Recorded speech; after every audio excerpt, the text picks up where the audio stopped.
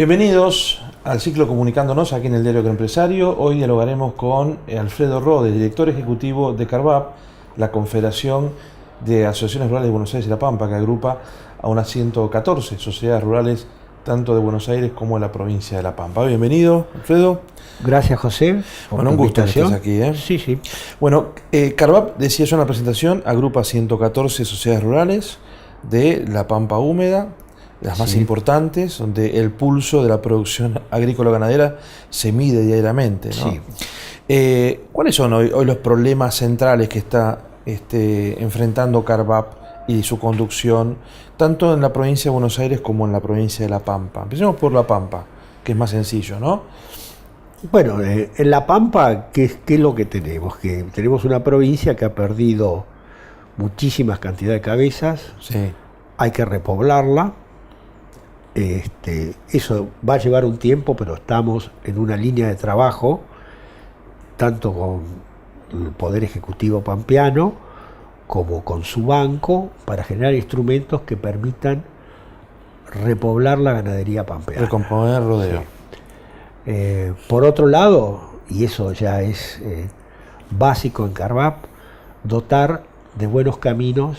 Sabemos que, por ejemplo, ha detonado con esas lluvias extraordinarias del último mes, y bueno, colapsaron los caminos pampeanos, cosa que antes no había ocurrido, y aparecieron un montón de falencias. Bueno, nosotros ese tema nos interesa. Sabemos que para el productor esté en el campo, produzca, pueda circular su mercadería, bueno, los caminos rurales son fundamentales. Sí. Entonces, en La Pampa yo diría que la problemática pasa por caminos, por repoblarla y por mejorar la competitividad. O sea, eso ocurre en toda la Argentina y ocurre también en nuestro sector, que es el más dinámico. Si nosotros vemos indicadores, tenemos ventajas comparativas respecto de otros países, pero vamos perdiendo competitividad. Eso se pierde a través de impuestos que son totalmente distorsivos, tarifas de flete que son carísimas. Ya se publica en todos lados que sale más barato el flete marítimo para llegar incluso a mercados internacionales que el propio flete interno. Bueno, todo eso debemos mejorarlo. Hay muchísimo por hacer y en eso estamos abocados, sobre todo en La Pampa, que la tenemos por ahí más lejana a los puertos o con algunas dificultades productivas, ¿no? ¿Hay sintonía política entre CARVAP y el Ejecutivo Provincial Pampeano hoy? Sí, yo creo que hay pragmatismo, porque nosotros no nos enrolamos políticamente, pero lo que vemos es que hay una apuesta muy fuerte del Ejecutivo pampeano hacia lo que es la producción agropecuaria. Y yo creo que está bien encarado. La Pampa, en relación a su población, tiene muchísimo territorio, y ese territorio, para ocuparlo, qué mejor que esté el productor agropecuario con su hacienda, sus cabezas y todo. Tienen otros problemas que son muy serios, como el agua, un conflicto interprovincial que tal vez sea muy preocupante y en el futuro haya que solucionar. Con Mendoza. Con Mendoza, sí. Por el río Atuel. Por el río Atuel, como que también a veces La Pampa tiene problemas por el agua que circula y pasa a la provincia de Buenos Aires con estas lluvias extraordinarias que genera algún grado de dificultad. Eso se traduce en obras que tienen que realizarse. Se han hecho ya reuniones a niveles ejecutivos importantes, y yo creo que que en eso CARVAP está presente y son cosas que están encaminadas. ¿Y financieramente el productor pampeano está bien asistido por parte de la banca provincial? Sí, dentro de lo que se puede decir que es el sistema financiero argentino, pero si lo comparamos con otros países, yo te diría que no. Y es por una falencia del sistema financiero, o una falta de desarrollo del sistema financiero. Hoy los productores no tienen crédito a 5, 8 o 10 años para realmente invertir en condiciones favorables y de rentabilidad para mejorar sus explotaciones. Son todos pequeños parches porque, bueno, ese crédito no se puede desarrollar mientras no haya depósitos. Y no puede haber depósitos cuando haya esta tasa tan alta y tengamos un banco central que necesariamente hace política monetaria marcando un nivel de tasa de interés que no tiene nada que ver con lo productivo, ¿no? Pero comparativamente a lo que es el escenario nacional, desde la provincia de La Pampa, los créditos... Están generando instrumentos. Están instrumentos accesibles. Están generando instrumentos accesibles.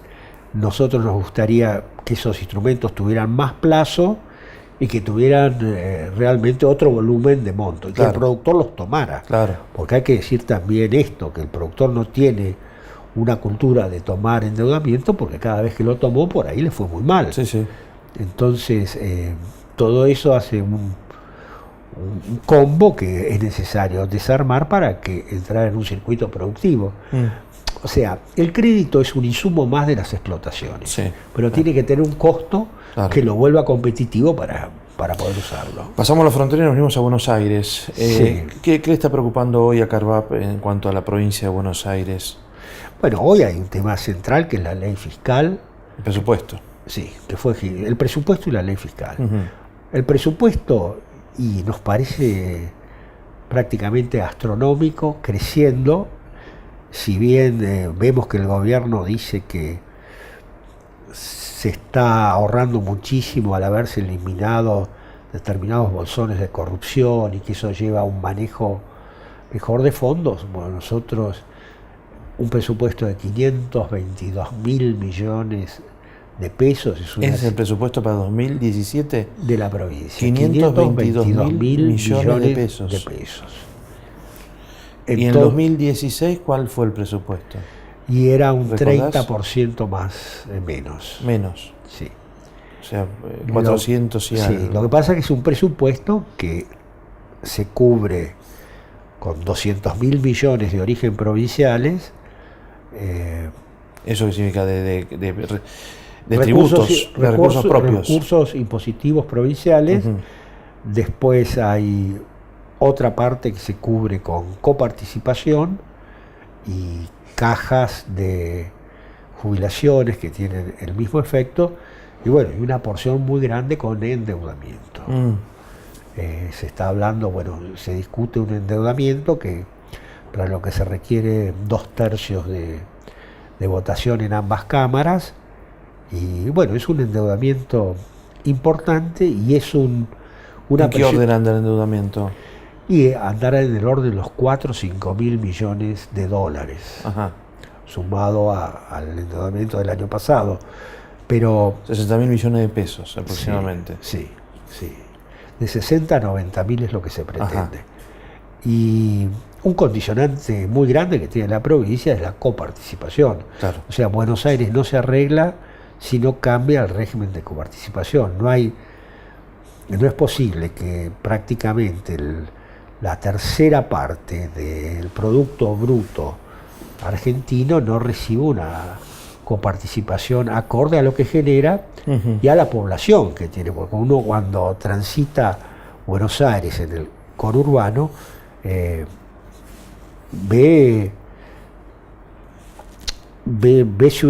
ciudadanos argentinos que vienen de otras provincias, y eso lo solventa Buenos Aires, y para eso necesita tener una coparticipación acorde, para darle a esa gente la posibilidad de poder desarrollarse en Buenos Aires, ya que no pudo desarrollarse en su lugar de origen.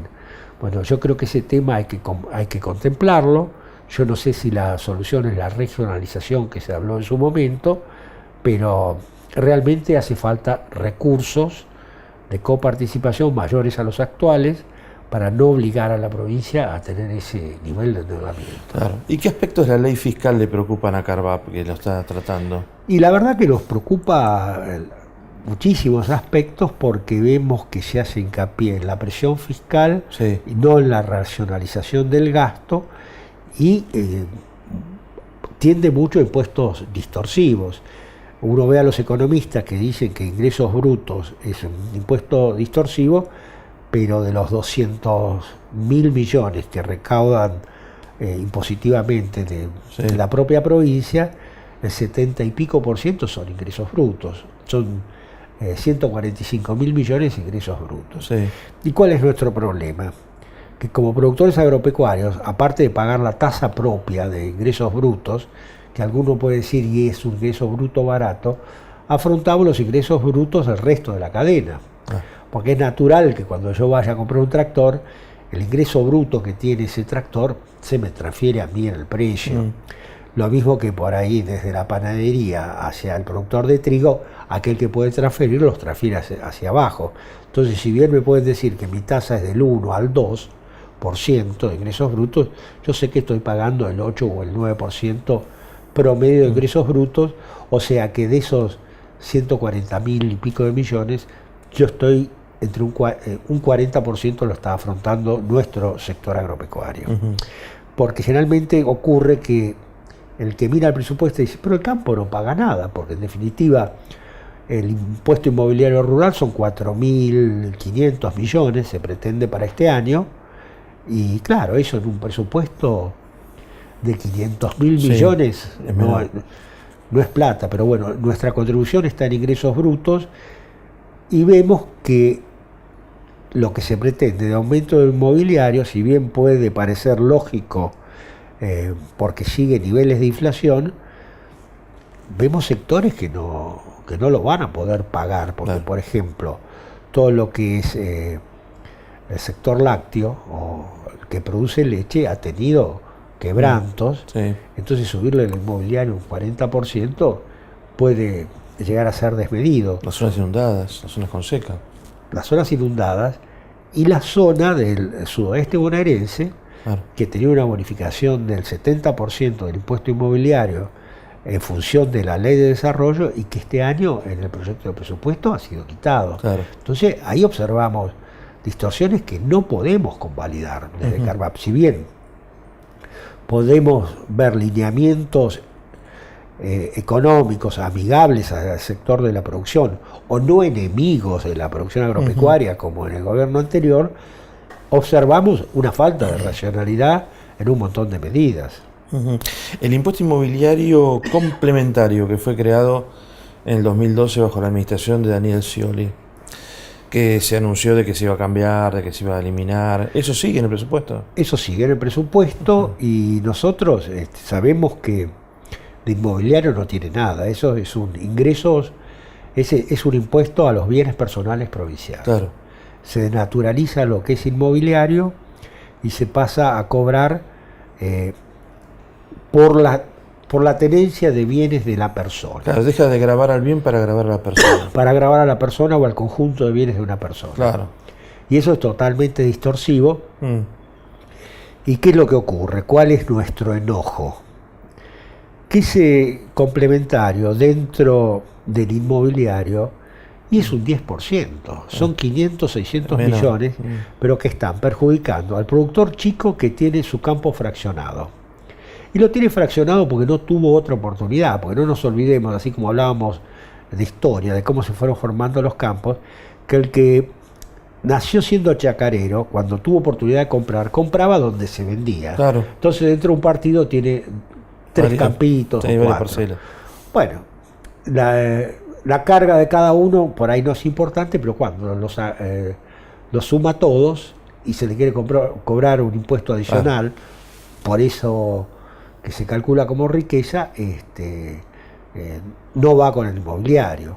Aparte, es un impuesto de una concepción ideológica que nosotros no consentimos. ¿Por qué? Porque esos impuestos los pagamos en la nación, o sea, el tener patrimonio ya lo grava el sistema impositivo nacional, en bienes personales, en renta, la tenencia accionaria y todo. Entonces, que la provincia invente ese tipo de impuestos, que se inventaron en 2012, pero que lo convalide este gobierno, realmente nos preocupa. ¿Y qué otro tema preocupa a CARVAP? Nos preocupa sellos que se pretende incrementarlo en un 40%. Un 40%. Sí, y nos deja... Buenos Aires tiene un problema, produce más de la tercera parte del cereal Sí, en la provincia, sí. pero salen por puertos bonaerenses la mitad de lo que produce. ¿Cómo es eso? Produce un tercio. Produce más de 35 millones de toneladas, Sí, pero elaboradas por Buenos Aires, ya sea como grano o como subproducto, aceite y todo, harina. Sí. sale nada más que 16, 17 millones de toneladas. El resto se va. Pero ojo que también algo se va Se va por el complejo oleaginoso de Rosario. de Santa Fe. Rosario y no tenemos tan buenos puertos de río Sí. de Ramallo hacia San Nicolás, ¿no? Sí. O de Lima hacia Correcto. San Nicolás. Pero también tenemos un tema impositivo, Claro. porque el impuesto de sellos de Santa Fe es 10 veces más barato que Buenos Aires. Sí. Y eso la provincia lo tiene que ver, que si quiere cobrar un impuesto, y que es muy fácil cambiarle la procedencia al grano, Sí. tenemos que tener una política impositiva coherente. Entonces, yo no veo mucha coherencia si el año pasado recaudó 12.000 millones de pesos en sellos, Claro. que algunos dicen que es un impuesto anacrónico del 1800 o principios del 1900, querer recaudar 18.000 millones. O sea, son impuestos viejos, impuestos distorsivos, donde tenemos que ver que la alícuota sea barata. Claro. No podemos pretender que sellos pese más que ingresos brutos para el productor agropecuario, Sí. que el año pasado estaba pagando 0,75 y ahora se le pretende cobrar 1,05, ¿no? Ese es un aumento desmedido.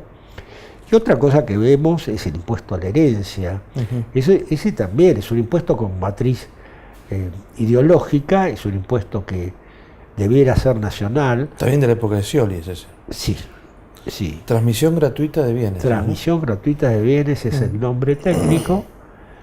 No recauda, porque el año pasado recaudó 300 y pico de millones. Ujú. Este año hay un estimado de 440 millones. Ahora no recauda porque nadie lo paga, porque la transmisión se sigue haciendo.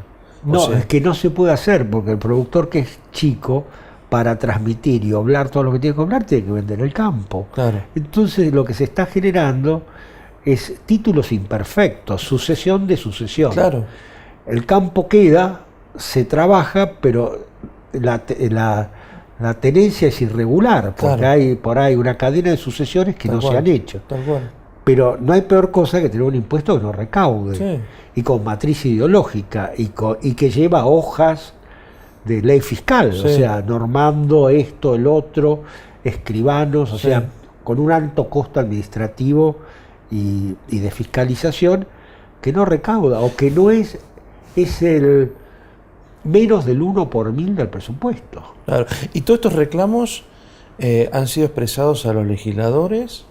Sí, realmente debemos decir que la mesa ejecutiva de Carvap tomó cartas en el asunto, se reunió con todos los bloques políticos en la provincia que tengan representación parlamentaria, Diputados y senadores. diputados y senadores, incluso con una reunión muy interesante con el vicegobernador, Ajá.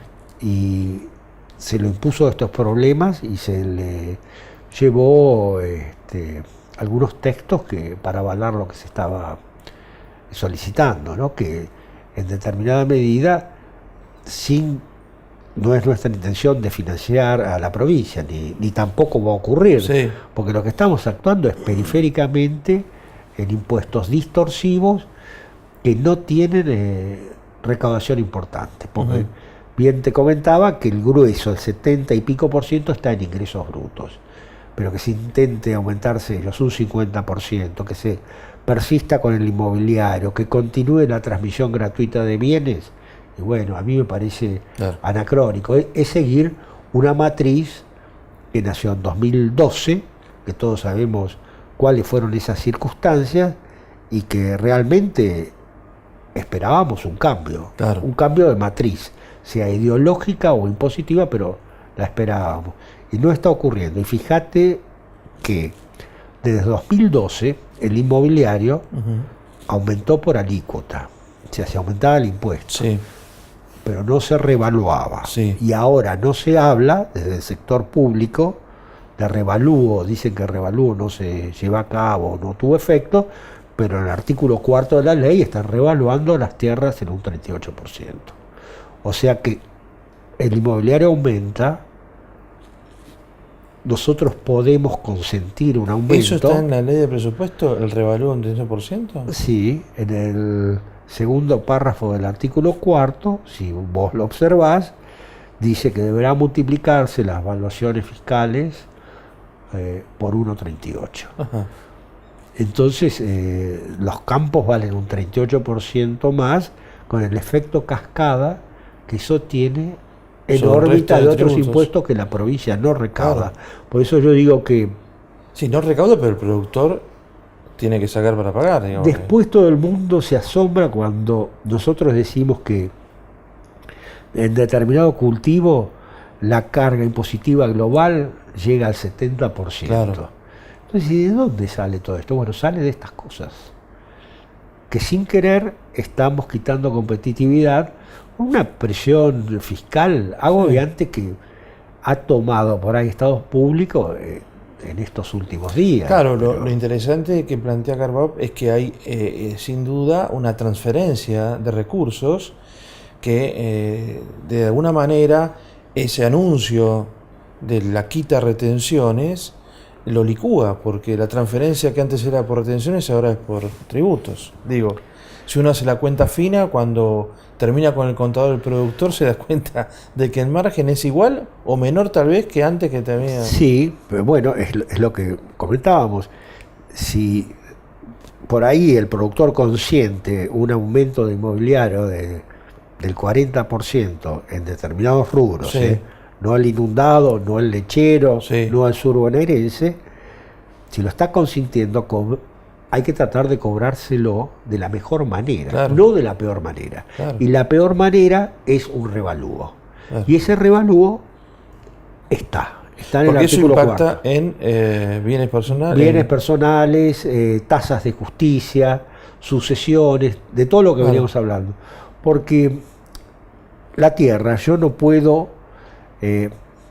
había una concepción anterior de que si yo tenía un patrimonio, dos patrimonios eran iguales. Daba lo mismo que tuviera un campo que valía igual que una Ferrari o que tuviera la Ferrari. Y eso no es así. Claro. Porque el campo es un bien de producción. Mm. Y nosotros vemos legislación incluso que por ejemplo una camioneta para producir en el campo paga menos impuestos que si esa camioneta la tengo para el turismo Sí. citadino, ¿no? Sí. Paga menos.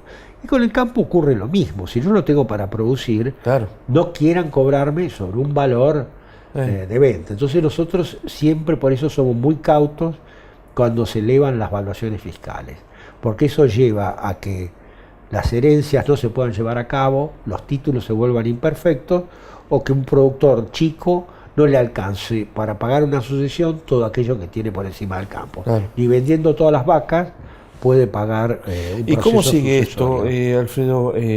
Este trabajo silencioso que viene realizando Carbab, gestionando, negociando, que muchas veces es imperceptible por parte de los productores, ¿no? Pero que en la ecuación final económica impacta, digo. Sí, nosotros por ahí no pretendemos que sea tan silencioso. Desde ya los productores se lo hemos comunicado, y se lo hemos comunicado ya antes de que saliera la ley fiscal, porque Sí. nosotros esto lo advertimos. Nosotros queremos colaborar, queremos pagar impuestos, pero que esos impuestos no sean lo distorsivos que eran Sí. en la administración anterior. Sí. Por eso hablamos no de financiar, pero que los impuestos tengan su lógica, Claro. o que la manera de cobrarlos sea de la mejor manera. Y con los poderes públicos se lo estamos diciendo. Ujú. Hay quien lo entiende mejor y hay quien tal vez no lo entiendan, pero bueno,